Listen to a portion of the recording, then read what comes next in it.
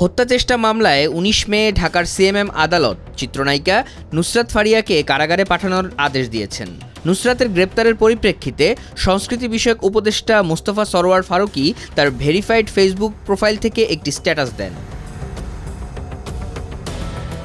সেখানে তিনি লিখেছেন, আমি সাধারণত চেষ্টা করি আমার মন্ত্রণালয়ের কাজের বাইরে কথা না বলতে, কিন্তু আমার তো একটা পরিচয় আছে। আমি এই ইন্ডাস্ট্রিরই মানুষ ছিলাম এবং 2 দিন পর সেখানেই ফিরে যাব। নুসরাত ফারিয়ার গ্রেপ্তার বিব্রতকর একটা ঘটনা হয়ে থাকলো আমাদের জন্য। আমাদের সরকারের কাজ জুলাইয়ের প্রকৃত অপরাধীদের বিচার করা। ঢালাও মামলার ক্ষেত্রে আমাদের পরিষ্কার অবস্থান, প্রাথমিক তদন্তে সংশ্লিষ্টতা না থাকলে কাউকে গ্রেফতার করা হবে না এবং সেই নীতি অনুসরণ করা হচ্ছিল। তিনি আরও লিখেন, ফারিয়ার বিরুদ্ধে এই মামলা তো অনেক দিন ধরেই ছিল। সরকারের পক্ষ থেকে তদন্ত শেষ হওয়ার আগে গ্রেপ্তারের কোনো উদ্যোগ নেয়ার বিষয় আমার নজরে আসেনি, কিন্তু এয়ারপোর্টে যাওয়ার পরপরই এই ঘটনা ঘটে।